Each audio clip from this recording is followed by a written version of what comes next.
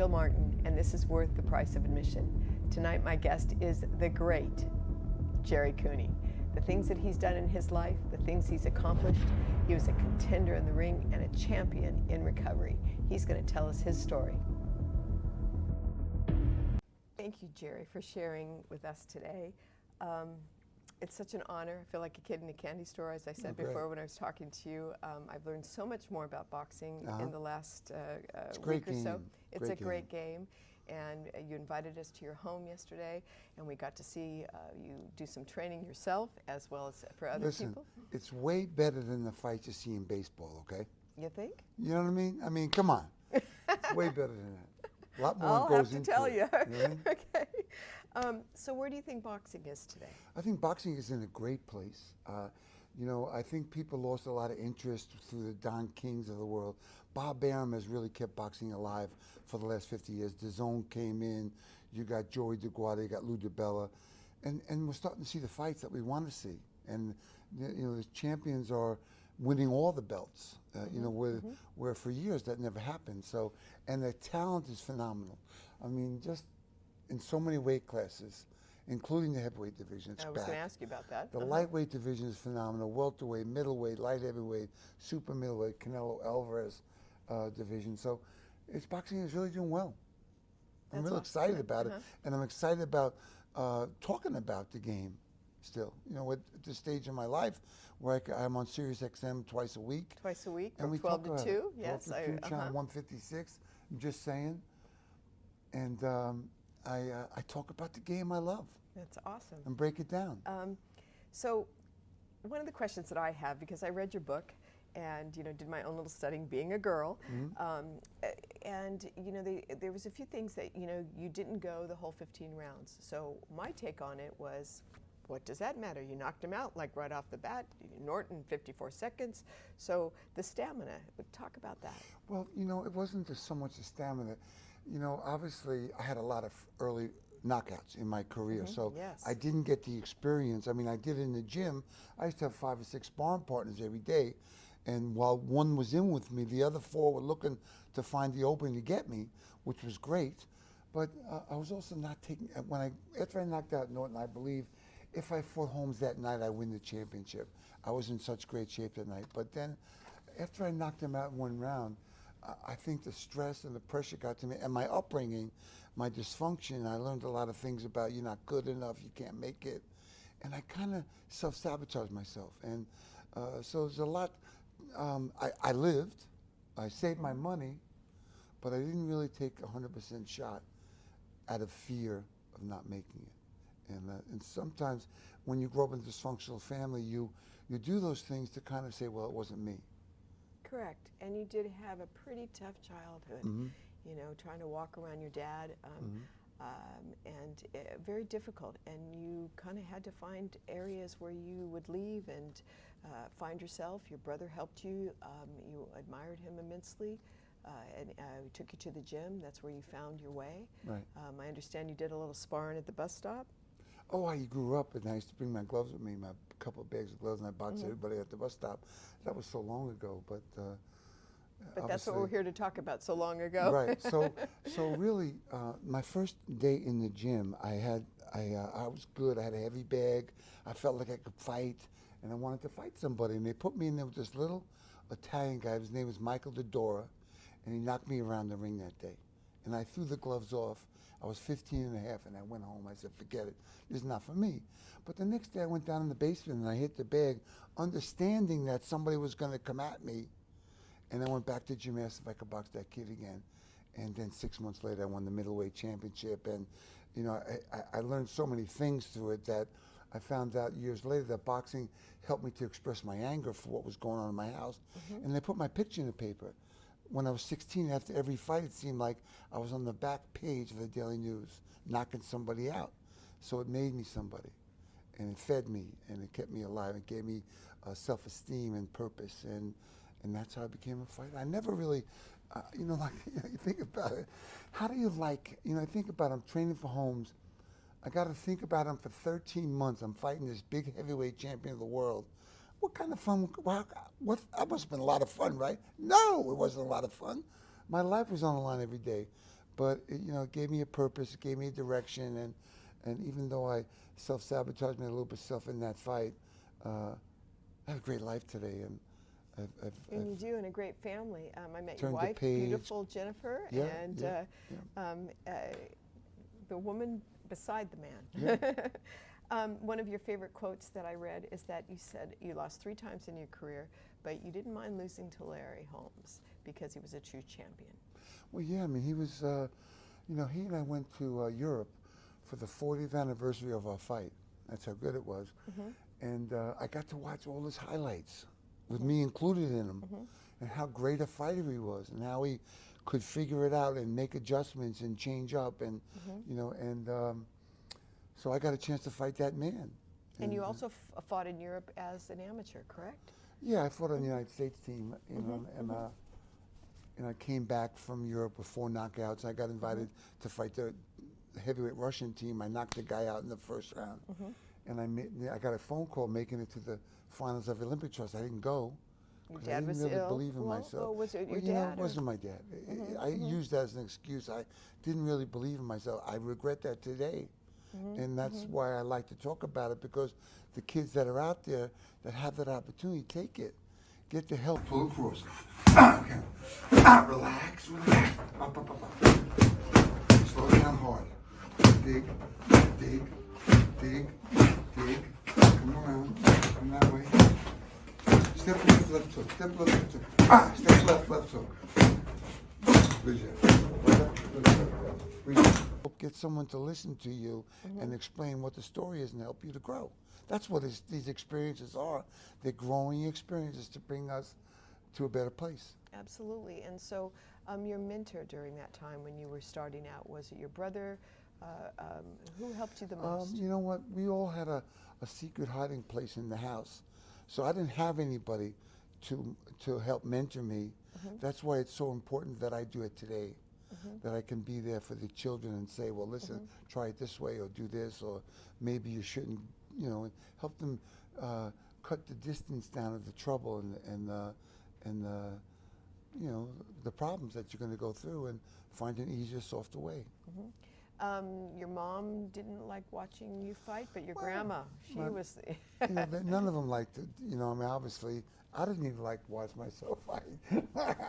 But, they all came. If I ever told my grandmother, she was 88, you can't come tonight. What do you mean I can't come tonight? She wanted to be there. And, they would close their eyes until they'd hear the roar of the crowd, and then they'd come out, and that was a great experience. Am I right in saying that Muhammad Ali called her one time? Yeah, to tell her I was going to be okay. I didn't realize it at the time, but he was kind of like, I would see him at different events. He came to my training camp, and, I found out later, not too long ago, that if he beat Leon Spinks that night, the first time they fought, him and I were going to fight. But unfortunately or fortunately, he lost to Leon Spinks. So we had to go back and have a rematch, and then I took a different road to fight the Larry Holmes for the heavyweight championship of the world. So it was a lot of things going on I knew nothing about. Well, was there somebody that you were afraid of? Were you afraid to fight at certain times? I'm afraid of my wife right now. No. That's a Listen, good thing. I tell the story. So you're in the dressing room, you're warming up, and someone knocks on the door. And they open the door, they say, Cooney, you're next. So the first thing you say is, oh, shit, right? And then you walk down this empty corridor with your trainer and a couple of the guys that work with you, and then you hear the roar of the crowd, and then you become magical. And something happens to you in that moment where you just figure it out. You become like so aware, and then you get in and you perform.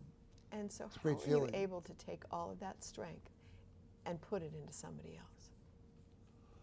Oh, we learned to communicate about it. I know how I felt. I know what I went through.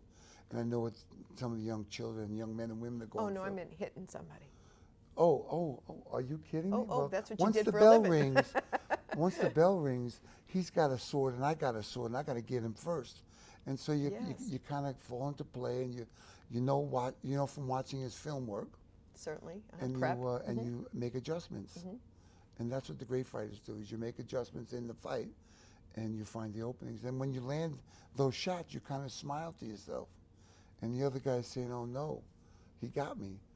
And so that's the game you play. One step back, two step forward. You know, that's about fighting. And you have a reputation of being able to read the eyes. Well, yeah, I mean, you know, you can see when they start to falter. You know, sparring partners, and in life, you take everything that I do in the ring, you can see it in your life, and that's the gift that we get from being athletes. And your sparring partners, I read a little bit about that, you know, they kind of sometimes had their own agenda because they wanted to get at you and because they wanted to be somebody, which helps your game. Well, it makes you get better. Sure. So you get in there, you box 3 guys, and then the 4th guy comes in, and you've already boxed 9 rounds, 10 rounds. You got to box 2 more guys. That's how you develop, because you have to fight tired.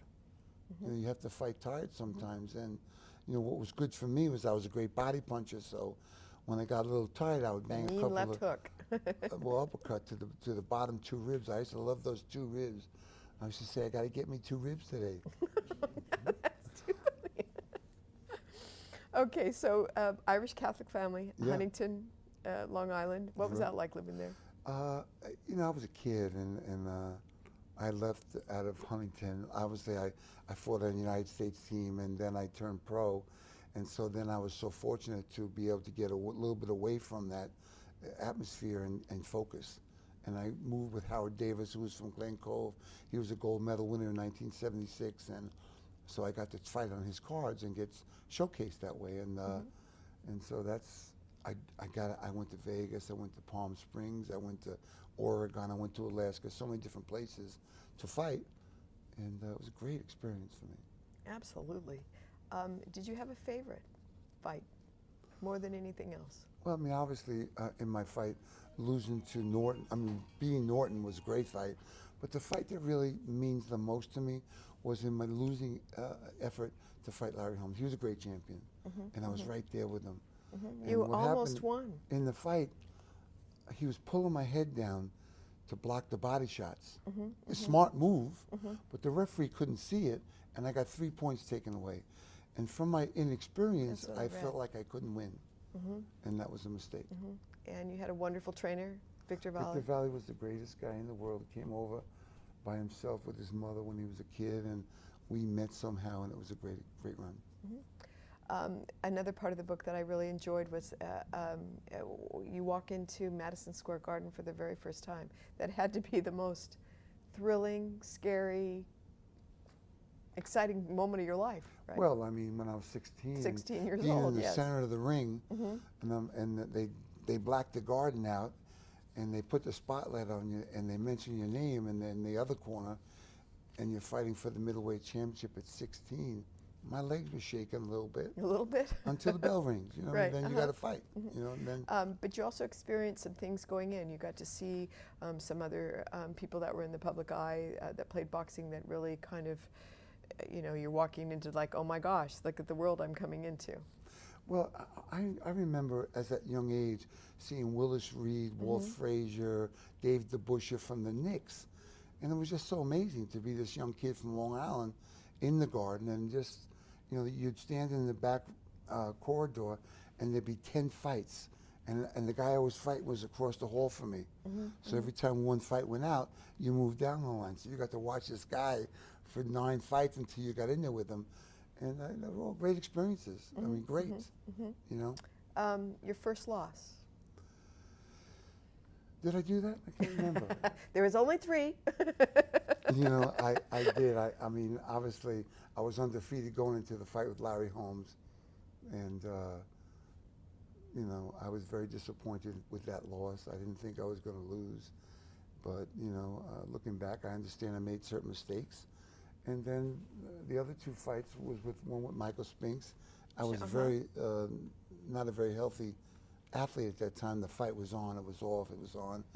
So, and I wasn't in the best shape. Okay. And then, obviously, the 3rd time I came back, I was promoting some of George Foreman's fights. And he said to me, why don't we fight sometime? And I thought, hey, why not? I'm sober now.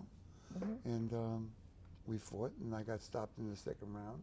But it was a great experience for me, and helped me to turn the page, and I can move on with my life, finally. So let's talk about that a little bit. You know, what do you think it was your dad? Do you think it was the life? You know what? Whatever it was, Mm-hmm. it was me. Mm-hmm. And the bottom line comes, it's me. I made those mistakes. Whatever information I didn't get, it doesn't matter. And, you know, but it made me a better human being today. It certainly did. You know, yes. I fell down, I got up, I dusted off my pants, and moved on. And, you know, I know what pain is. I know, you know, and from being an athlete, yeah. Look at his smile. Only time you see the the only smile. time he smiles. We get to help a lot of different charities out, a lot of organizations with people who suffer and struggle, and help their way a little easier. Yes. And I've always loved that, and I've always thought that was very important for a lot of reasons. One, for myself, when I was a kid, but also it's just you get with great celebrities, you have a lot of fun, you laugh, you talk stories, and we're helping raise awareness for other strong situations that need to be addressed. Did you find, Gerry, through your career that other people struggled like yourself? Well, yeah, I mean, fighting is not like... No, I meant with addiction and things like that that led them into another area, whether they were able to move on and be better? Afterwards. Afterwards, when you're certainly. when you're in an addiction, you're not aware of any of that stuff. You know, you're just kind of, you know, I think about it, you know, when you had that drink, it filled that big hole I carried here in my life, all my life. And it filled it in. I felt comfortable. I was funny. I could talk to the girls. I fit in.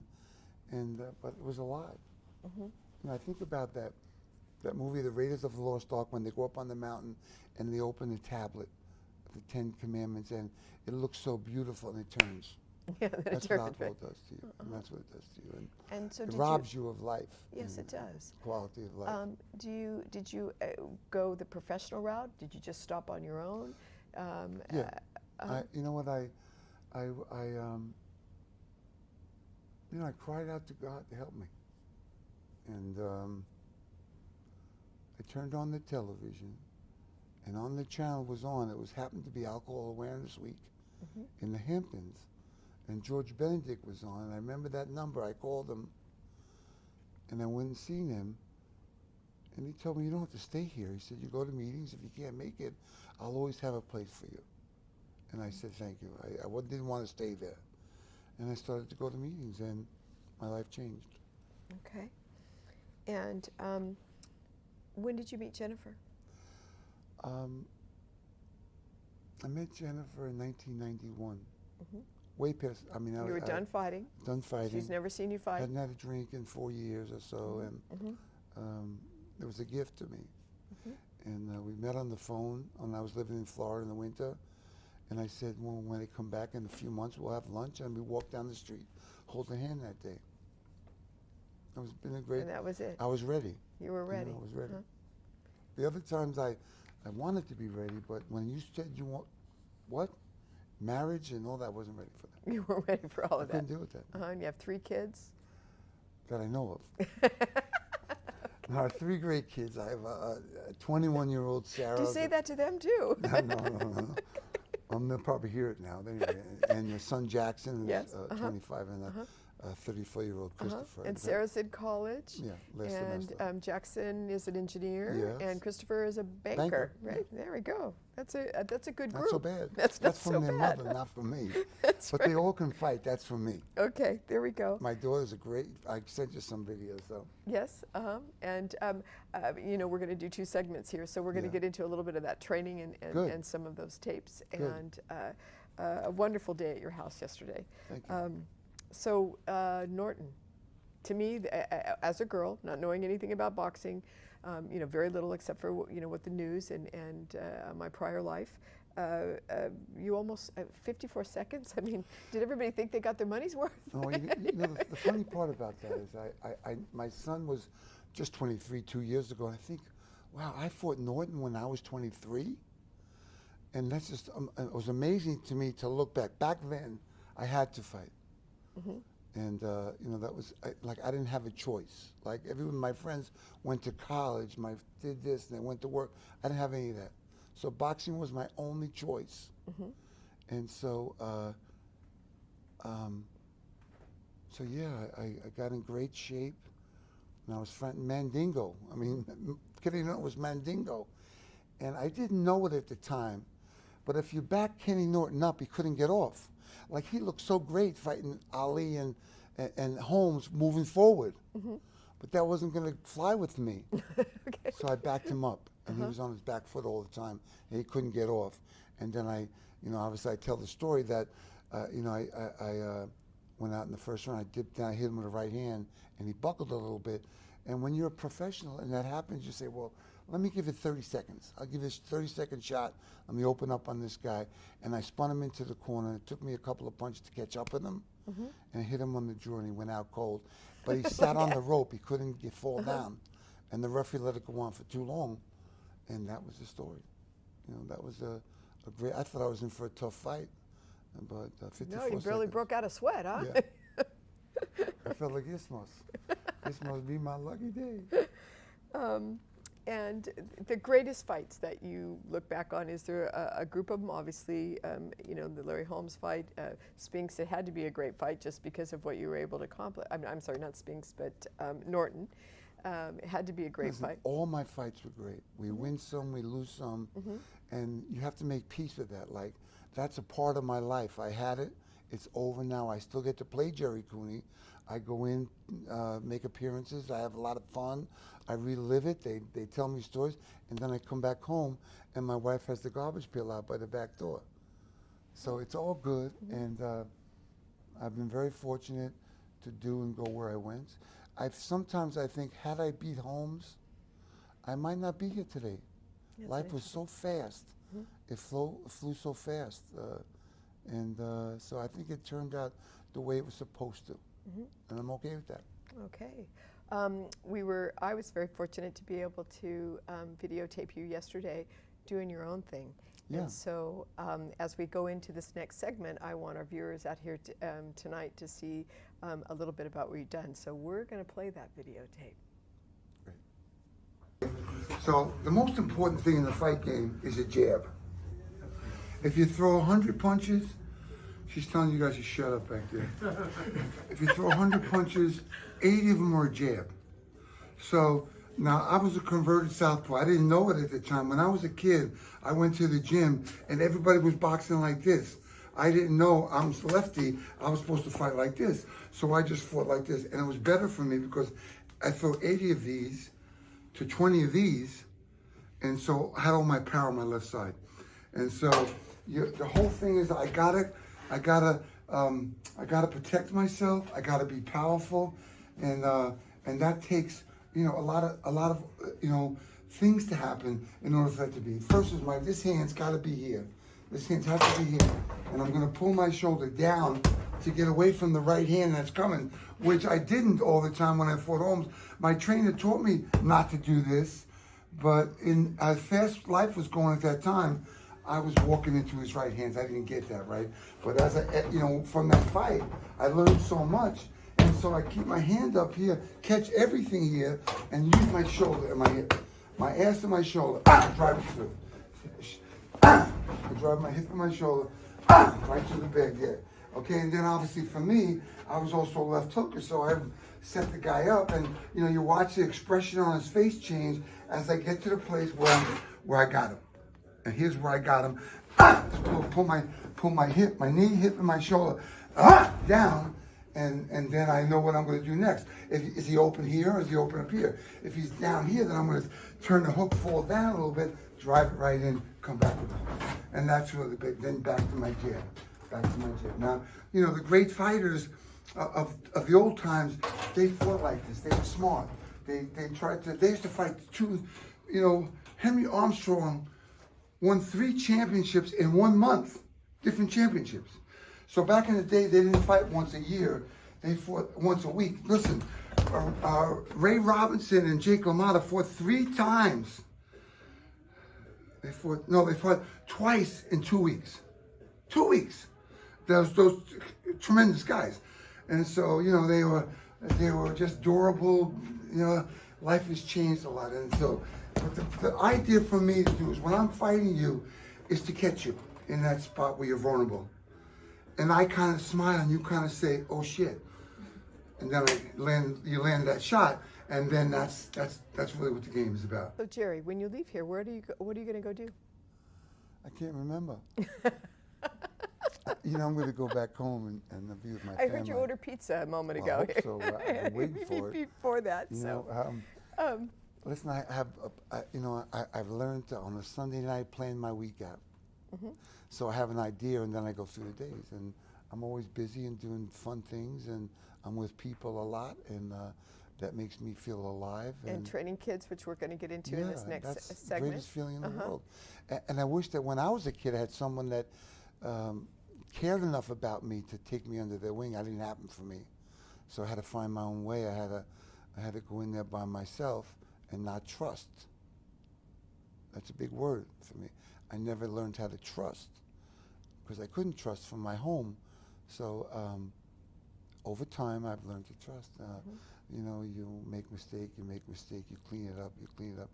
And I learned to trust today. And I attract a different kind of a person today, someone who's trustworthy. Mm-hmm. Okay. That's a learned thing. Mm-hmm. Sorry, dear. Oh, no. I think that, I read your book, which I've said many times, about how you were a champion in the ring and a gentleman in recovery. It certainly sounds like what I'm seeing so far. What I watched you do with the kids yesterday is just amazing, and how you got a kick out of it. You could see it in your demeanor, your voice, and how you train them. And so we're going to show that to them here next week. Great. And so I want to thank you so much for coming on. And once again, it's kind of like a dream come true for me. And I really appreciate it. Okay? Thank you. Once in your life, you find her, someone who turns your heart around, and next thing you know, you're closing down the town. You can do